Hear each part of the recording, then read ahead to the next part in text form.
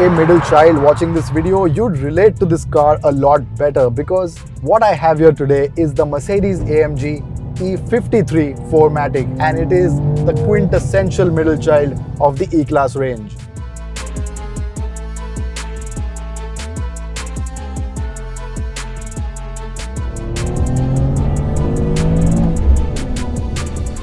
Now what makes the 53 the middle child is what is under the bonnet, because with an AMG you expect it to have a loud raucous V8. This though gets a 3-litre inline 6-cylinder turbo petrol engine. And before you think, oh, this doesn't deserve the AMG badge, hold your thought, because I've been driving this car for over 2 days and let me tell you, it very much deserves it.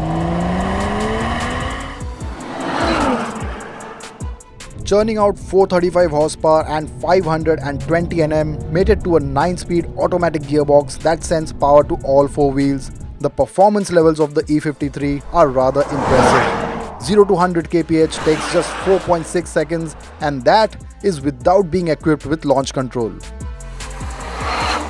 And more than the numbers, it is the way this thing feels, the way the engine responds, the way the engine is tuned overall, because it just is such a balanced engine. It has a beautiful sense of duality to it. I'm in comfort mode right now, and this thing is absolutely relaxed. It is sedate, it is calm. You almost feel like you're driving a normal E-Class. But switch the mode to Sport Plus and the whole thing changes character like that.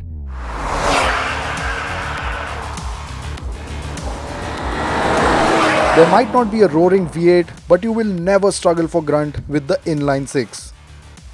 The whole car hunkers down to its lowest suspension setting, engine response gets better, you get a sharper gearbox response as well, brake feel is improved, the steering gains a lot of heft, so you genuinely feel like you've transformed this into something completely different. Even though it is a single turbo unit, it still has absolutely no lag, and that is because it also has an EQ boost function, and what that does is give you an extra 22 horsepower and 250 Nm under hard acceleration. And the whole system is very, very seamless. All you have to do is squeeze your foot and, and off it goes. It is really seamless. You will never really feel the system at work, and that is the best part of the 53. It is just such a fantastic sleeper that you just sort of forget about the whole AMG bit. You drive it as a normal E-Class, and when you want it, you switch it to a hooligan. Now, while the engine on the E53 is a real gem, there are other factors that make the whole experience a lot better, like the gearbox, for example. Because mated to the E53's engine is a 9-speed automatic gearbox, but what is very, very good on this is that you have the option of taking full control using this manual button. Press that and the gearbox is all yours. It will not upshift, it will not downshift until you pull along these paddles. And the paddle shifters again are another highlight because they are just so much more responsive. Total control of the gearbox is what makes and breaks the whole thing, because right now I'm in 3rd gear. I want to stay in 3rd gear right up to the red line. I want to hear that exhaust burble. I want to hear it crackle and pop as I lift off, and the whole experience is thanks to that overall control that you get with the gearbox. I just flick it to 3rd, 2nd.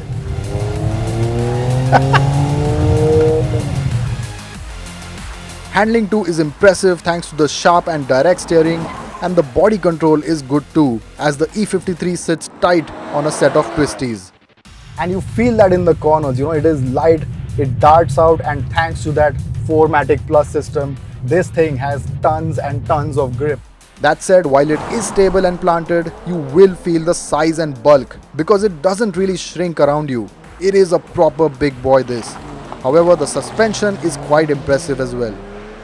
And this is all relative, it is an AMG after all. You expect that hint of firmness, so the thuds will sort of filter through, but overall it is very, very usable. And the great thing, the really, really great thing on the E53 is the fact that you can raise the suspension, and that means a lot of roads are now easily accessible, because like I said, I've been driving this car for a while and not once has it scraped the underbody thanks to just that raised function. The adaptive air suspension also helps with ride comfort, so those looking for a fast tourer will also be impressed. And when you will be doing long distances, a well-spec'd cabin makes a world of a difference. You know, honestly, you can drive the E53 all day. It is genuinely that good. And a lot of it has to do with the balance that I keep coming to. You know, it has that sense of hooliganism when you want it to be, but on the flip side, it is also a calm and comfortable and luxurious sedan, because in here nothing really screams AMG. It is not really extremely sporty apart from these lovely looking red seat belts. You have some red stitching on the door, but the overall interior is that of the E-Class, which means you have the top of the line luxury everywhere. The materials, the design of the dashboard, you have this brushed material for the dash along with a lot of piano black, lot of metal finishes, so it all feels very, very premium. Then you have the dual screens, again very crisp, very responsive. The resolution is fantastic as well. The MBUX system, that is a highlight on all Mercs, is rather intuitive, so you do have a lot to play with, and the feature list just goes on and on. You have a panoramic sunroof, you have wireless charging, you have 3-zone climate control, you have sunblinds for the rear passengers, and you also have a 13-speaker Burmester audio system for days you don't really want to listen to your exhaust. I don't know why would you want that, but it is part of the whole package, so you don't really miss out on anything. Merc has not skimmed out even one bit in terms of the features and comfort. Even the seats, now they are sports seats, so the support and bolstering is fantastic. They hug your body really well, but they are soft and well cushioned as well, so long distances are not going to be an issue. It really is very, very surprising how adept this car is in pretty much every environment. And in true Mercedes fashion, the feature list is extensive as well.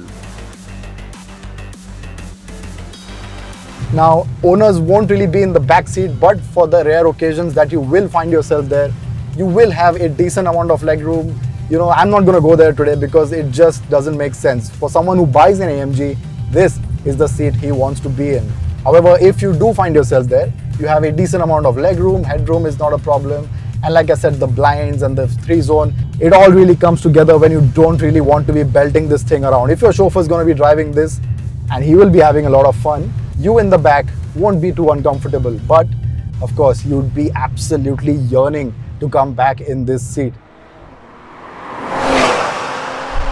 And lastly, you have the design. Now, the E53 is what a textbook sleeper looks like, because from the outside you just won't be able to tell if it's an AMG unless you look hard. Look close and you'll notice the subtle changes. You have the sporty looking bumpers, you have that big Pan Americana grille with that massive Mercedes-Benz logo. Over to the side you have these really cool looking alloy wheels. You know, they are rather unique in terms of design. 19-inch wheels, so not really massive, but again, they make an impact on the overall profile of the car.